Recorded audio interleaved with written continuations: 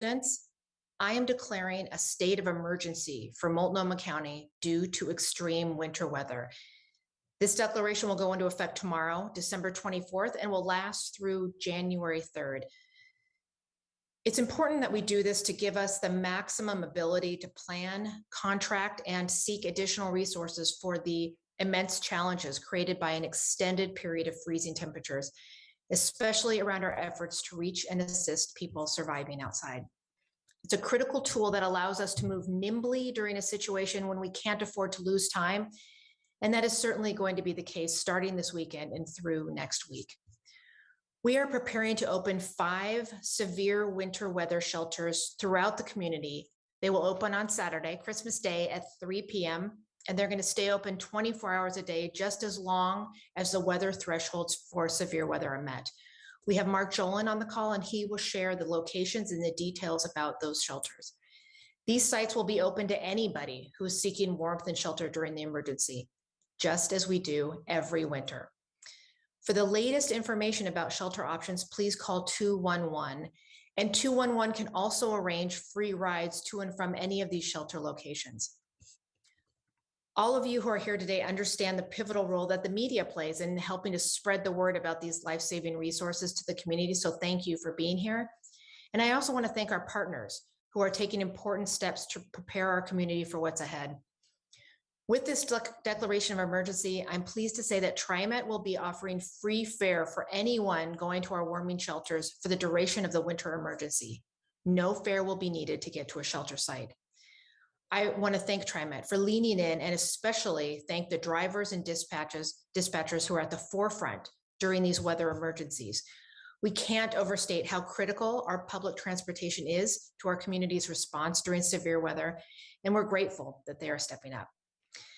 I also want to let our community members know that through the work of Multnomah County's Office of Sustainability, with the Oregon Public Utility Commission, Pacific Power, Portland General Electric, and Northwest Natural, your electricity and gas will not be shut off due to non-payment through January the 2nd.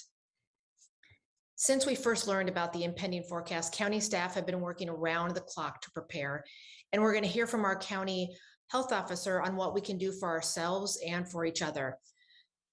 But before we hear from them, I want to make an urgent plea. Please, please make an effort to check on your neighbors throughout this cold snap. Knock on their door, make a call, or send a text. Let them know when you're going to the store. Ask how you can help. And if you think that you might need help, please do not be afraid to ask for it. And also, please keep an eye out for our unsheltered neighbors too. Both Mark Jolin and Dr. Jennifer Vines will share information about how we can best help and look out for them. And I want to point you to the county's new Care for When It's Cold webpage, which has all the latest information about shelters, where to get help, volunteer opportunities, how to keep your family safe, and more. And you can find it at multco.us/cold. Once again, that's multco.us/cold. One of the most enduring and escapable points of clarity that we've learned through the last 2 years is that Multnomah County or the city of Portland or any single agency or department cannot do this alone. We need the community's help. We need your help to help one another. I want to extend my gratitude to those who have already begun to prepare to meet people where they are. County employees, our outreach teams, community organizations, mutual aid groups, neighborhood emergency teams, and individuals. I know that many people will be working through the holidays, and your commitment is deeply, deeply appreciated. With this cold snap, what is a matter of a holiday inconvenience for some is a matter of life and death for others. So we ask you to join us in leaning into the values that for so many of us, this holiday season really is about: community, service, generosity. Please share, concern, be present for your neighbors, your friends, and your family. And before I turn things over to Commissioner Dan Ryan, I want to thank the City of Portland for its partnership and coordination with the county during this time and always.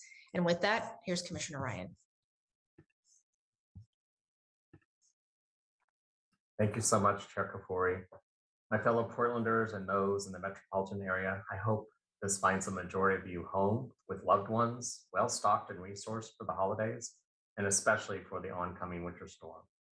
Today, Mayor Ted Wheeler declared an emergency that begins at 8 a.m. tomorrow, Friday, through December 31st, with the ability to extend as needed. Multnomah County, the City of Portland, and the Joint Office of Homeless Services will open severe weather shelters beginning Saturday, December 25th at 3 o'clock. Can we all just take a breath together and feel some gratitude that we are housed, that we're safe, and we're prepared for the storm? Because today is about how we, the city and the county, are coming together to care for those who are not housed, nor equipped to survive this upcoming storm.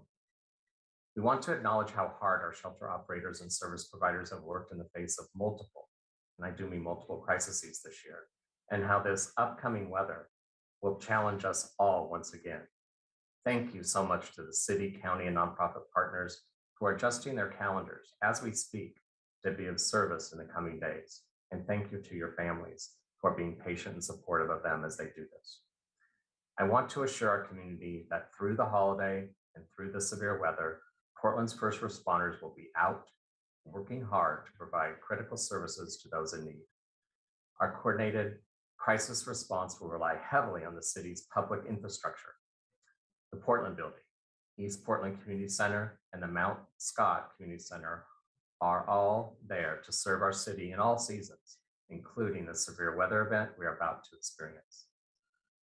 Now I want to call on Portlanders to help where you can. I can't tell you how many times I hear this question: how can I be helpful? What would you like me to do? Well, here's your opportunities.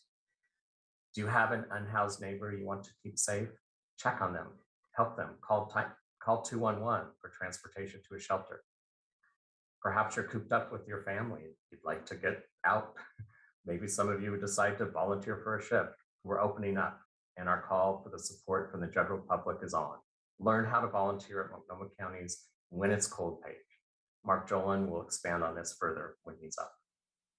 You have some extra supplies that could save an unhoused person's life. Find out what we need, and please donate now. Go to the 211 website. And this is a little bit of a pet peeve of mine. Please shovel your sidewalks. Think of your neighbors with disabilities and elderly neighbors.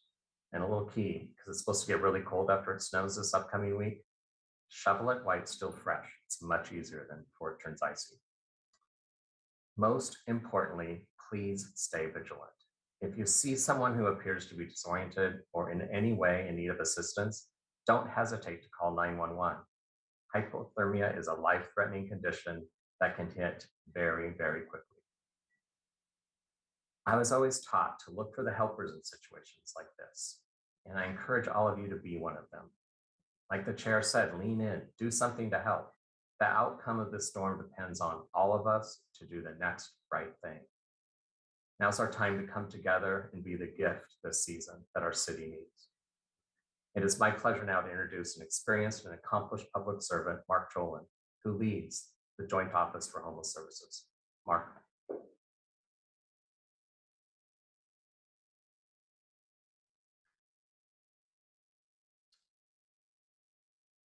Thank you, Commissioner. I'm concerned that my video is not on. Just one moment.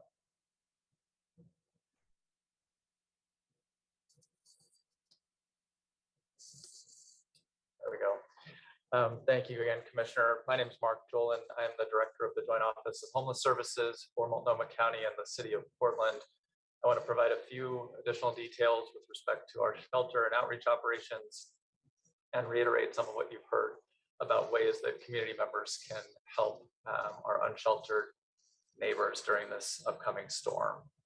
So the Joint Office, in partnership with the Department of County Human Services, County Emergency Management, and the City's Emergency Management Bureau, have been planning for months to be ready to open severe weather shelters in a situation like this. As you've heard, on Saturday at 3 p.m., we will be opening 5 severe weather shelters throughout the community. The first one is the Sunrise Center in East County at 18901 East Burnside. The second is a Salvation Army site in North Portland at 5325 North Williams. The third is the Portland Building, located downtown at 1120 Southwest 5th Avenue. The Mount Scott Community Center in Southeast Portland at 5530 Southeast 72nd Avenue will open, as will the East Portland Community Center located at 740 Southeast 106th Avenue. Again, each of these will open at 3 o'clock on Christmas Day, Saturday. The shelter sites will be open for 24 hours for as many days as we have severe weather in this community. And it's important to know that these sites will welcome all people and their pets. I want to thank Portland Parks, the Salvation Army, and Rockwood CDC for making these sites available. And we will continue to open additional sites as these sites become full. And that's why it's so critical that community members who are looking for the most current information about severe weather shelter sites go to 211info.org or call 211 anytime. They'll be open 24 hours. Community members can also go to 211info.org and sign up to receive a daily email alert indicating that we are in severe weather and providing a link to the most current information about severe weather shelter sites. With respect to outreach, given that we had snow and extended cold weather in the forecast already earlier this week, we began releasing severe weather supplies on Monday through a network of community-based organizations and first responders. Those severe weather supplies include 15-degree sleeping bags, tents large enough to allow people to get their gear inside so it can stay dry, Mylar sleeping bag covers to keep their bags dry, hoodies, socks, hand warmers, ponchos, beanie, hats, and gloves, and of course, blankets and tarps. Large quantities of these supplies have already gone out through our contracted outreach providers, through the park rangers, Portland Police Bureau, Multnomah County Sheriff's Office, Rapid Response, and Central City Concerns Clean Start Program. We have dozens of community-based organizations and mutual aid groups that have been and will be out there in every quadrant of the county, checking on people, distributing gear, and encouraging people to come to shelter. And I want to thank them for all of their tireless work. But we could use more people to get these critical supplies out. This is an opportunity for the community to help. Our supply center downtown will be open by appointment tomorrow, Friday, from 8 to 4:30, and Saturday, Christmas Day, from 9 to 2, and Sunday from 9 to 2 as well. If you or your organization would like to get supplies and help distribute them, you can make an appointment by emailing johsupplies@multco.us. johsupplies@multco.us. You can also help by donating cold weather gear. Outreach and shelter providers in our community depend on donations to make sure that they have enough cold weather gear for everyone who needs it. These providers have wish lists set up at 211info.org/donations with links to Amazon and information about where purchased items can be dropped off. And finally, as you've heard from Commissioner Ryan and from the chair, everyone can help during this winter storm by looking out for our neighbors who are unhoused. By calling 911 if there is an emergency situation. If you see someone who looks like they might be struggling in the cold, calling police non-emergency and asking for a welfare check. And by helping someone you know who needs shelter to call 211 and go through that process of requesting free transportation to a shelter. During these severe weather events, people living outside need us more than ever. Now I'd like to turn it over to the Multnomah County Health Officer, Dr. Jennifer Vines. Thank you, Mark, and good afternoon, everybody. I'm Dr. Jennifer Vines. I'm the Multnomah County Health Officer. I realize we're actually 6 months to the day of our extreme heat event last June, but of course this is different. The risk over the next several days is going to be hypothermia, which happens when the body loses heat faster than it can generate it. So as our bodies get cold, we shiver to create heat, but if we can't keep up, then our cells start to stop working. It can happen slowly. It can also happen quickly, especially if someone is wet and without shelter. it looks like confusion, clumsiness, slurred speech, and stumbling. And as the body gets colder, what starts as confusion and clumsiness progresses to passing out. So I want to emphasize the importance of not assuming someone is just intoxicated and needs to be left alone. Unfortunately, drug and alcohol use contribute to the risk of hypothermia, and so does being malnourished and dehydrated. So the risk will be concentrated among those who are currently living outside. Please check on those around you. Watch for people in distress. Don't assume they're intoxicated. Please know how to direct them to shelter. Consider distributing warming gear to those in your neighborhood. And as always, be careful for yourself and others on slippery sidewalks and roads. The Omicron COVID variant is here. It's almost certainly spreading quickly. The weather has delayed some of our vaccine efforts, so please continue to listen for opportunities to get vaccinated and boosted as soon as our roads are clear. In the meantime, if you're at high risk of severe COVID, if you're over age 50 or have an underlying health condition, seriously consider limiting your close social contacts and make sure everyone around you is vaccinated, preferably boosted, and wearing a well-fitting mask. Finally, the holidays are a stressful time for a lot of people, even more so in light of the steady stream of difficult news. Please know that you're not alone. The county crisis line is open at 503-988-4888. And now it's back to Julie Sullivan to moderate some question and answer. Thank you. Hi, all. I'm going to ask for all of our speakers and our guests, Jonna and Chris, to come back on the screen.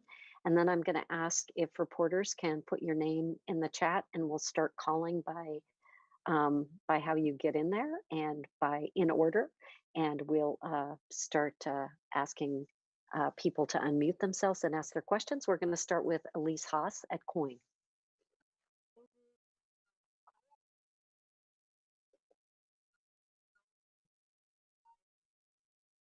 Elise, are you able to unmute?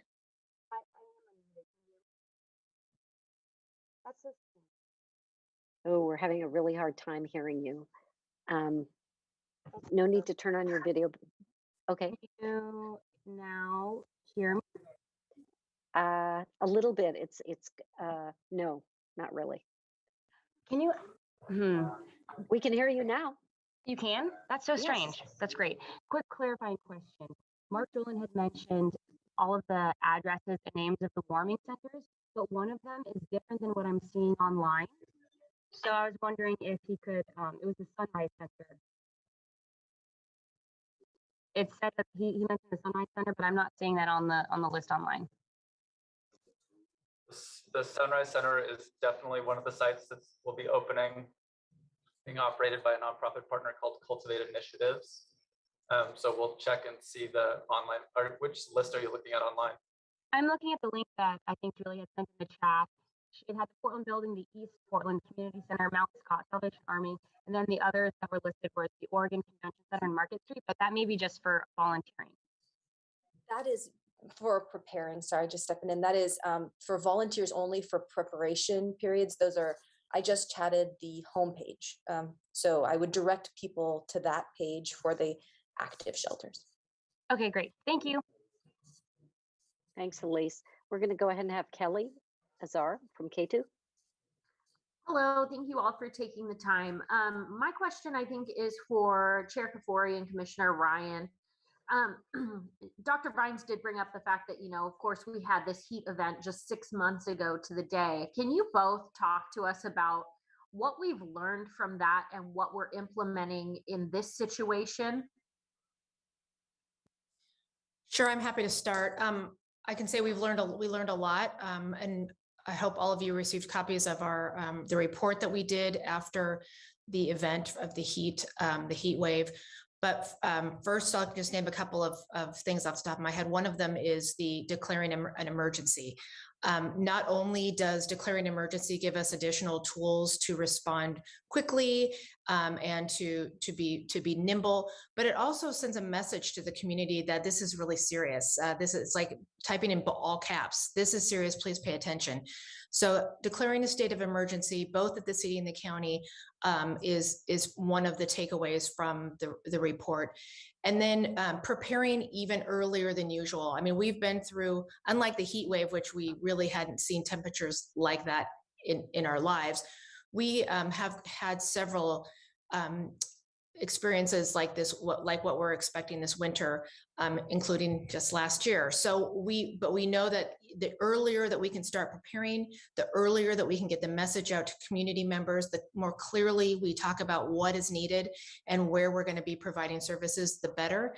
I think the difference this year and why we're even started even earlier is because of the holiday weekend, and we know a lot of people tune out and tune into their families, which I respect, and I'm happy that people are doing that. But we also want people to save a little of their time to help their neighbors and to help others who are in need. I would just add, thank you, Chair. I would just add that I think you're just increasingly seeing the alignment between the city and the county. We demonstrated that quite clearly just over a month ago when we looked at our budget surplus and how we could align our investments to have the greatest impact. I will just say what I've experienced is early dialogue and alignment amongst all of our emergency bureaus. And I'll also just say we have more experience with preparing for winter severe weather than we do summer severe weather. So this is something that we have more experience with, and I've just been impressed with both the city and the county leadership preparing us this week for this upcoming challenge. Can I ask a quick follow-up? One of the big issues in the summer was staffing for shelters and cooling centers at that point, of course, opposite this time around. Are you expecting any issues with that, or will all shelters and warming centers be open as they should be? You hit the nail on the head there. Staffing is definitely a challenge. We have space. We've mentioned the spaces that are available. We need staff, and that's one of the reasons why we're starting earlier to call out on our city and county staff as well. They're a huge part of our response. We really couldn't do it without our city and county staff who step up time and time again, and in addition to the work that they do on a daily basis. But yes, we're calling the community to help out. We're actually hopeful that because this is a holiday time and people maybe have a vacation from work, or they have friends and family in from out of town, that they're ready to get away from it all and take some time to help their friends and family, or help our friends who are experiencing homelessness by volunteering in our shelters. So we're staffing up right now. If anybody's interested, we urge you to go online and to sign up. Thank you, Paul. I'll just add, what better way to celebrate the season than to take some time and to participate and to give and help out your fellow neighbors during the time of year when that's really the message.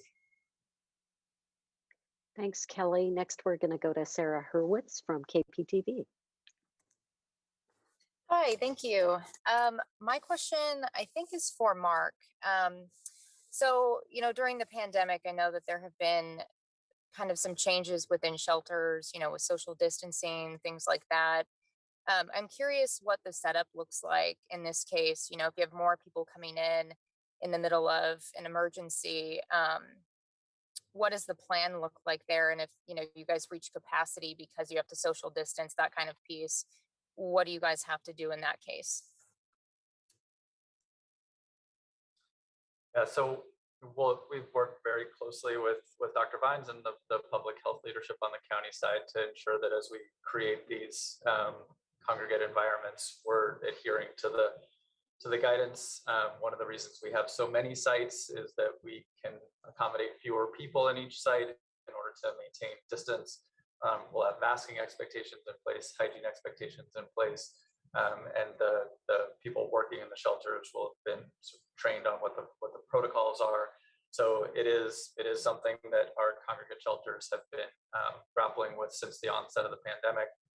We worked through it last winter as well when we were in the convention center and up in Arbor Lodge. So we will be addressing that risk and recognizing that the most urgent risk right now with this weather is the hypothermia risk to folks who are still outside. So we're gonna try to try to address both as best we can, and largely by ensuring that we maintain distance and masking and the standard protocols for COVID response. Thank you. Next, we have Aaron Mesh from Willamette Week. Good afternoon. This question is for Chair Kafori. After the heat dome, there was a discussion of using the flash alert system to send text notifications to vulnerable people. Is that being discussed as something that's going to happen this weekend? I don't know the answer to that question, Aaron. I'll have to ask Chris Voss or Julie Sullivan to weigh in. Chris, we'll ask you to unmute. Yes, we did start very early this year, so we will communicate with the comms department. And typically when we're using those tools, we're getting closer to an event. But one of the reasons why we're having this event now is to make sure we're getting the message out as early as possible. But if we see a situation where we think that tool will assist us getting that message out, absolutely that's something that we will utilize. Thanks, Chris. And Aaron, as you remember, we did use it in both at the end of July and in August for different populations. I do remember that, yes. That's why I'm asking now. Exactly. Yep. We have a script. Alex Zielinski from the Portland Mercury. Yeah, thank you. I'm wondering, so this February, when we had our huge kind of ice storm around Valentine's Day, it led to a huge power outage across Oregon and Washington. And it really led to folks being without heat and without power for a long amount of time. I'm curious kind of what's in place now, if anything different, to prevent that or to help people survive if they do not have power for a while and it's very cold. What's your thinking kind of in regards to that? And this question's for whoever has the answer. Does Chris or John, I want to talk about, yeah, thanks. Yeah, I'll start. First, one of the criteria that we utilize when we're looking at locations is, does it have backup power? We also have been communicating regularly with our utilities so that they know and have our shelter locations on their tier list, so that if there are outages, it's something that they might address a little quickly. But you'll also see that this go around, we actually have several more locations open, and we're actually have a few that are tier 2 that if we had to potentially open, we could sort of expand into if we lose a location, or if also to make sure that we meet our ultimate goal, which is that we continue to keep our doors open for everybody that needs it, that comes to one of our shelters. So it's something we talk about regularly, and we work with the experts and our utilities on that piece. So I guess my question was for shelters, but also just for the general public. Like a ton of households are without power for a long time too. And I don't really know if there's anything in place to respond to that or to prepare. The one thing I will also add, and while I'm not the National Weather Service, I've been on many meetings with them over the last several days, and they don't anticipate that this type of snow would generate ice, which is typically one of the most significant factors in taking down and impacting the electrical system. So certainly if you do lose power, we want you to call 911 and or to head to one of our locations if it's not safe where you are. But like I said, and that's why we keep our doors open. And like I said, we'll regularly continue to work with our utilities on that component. Yeah, Chris, I would just add, and Alex, that our good partners at PGE and PacifiCorp are on this, and they're working 24/7 right now to be prepared.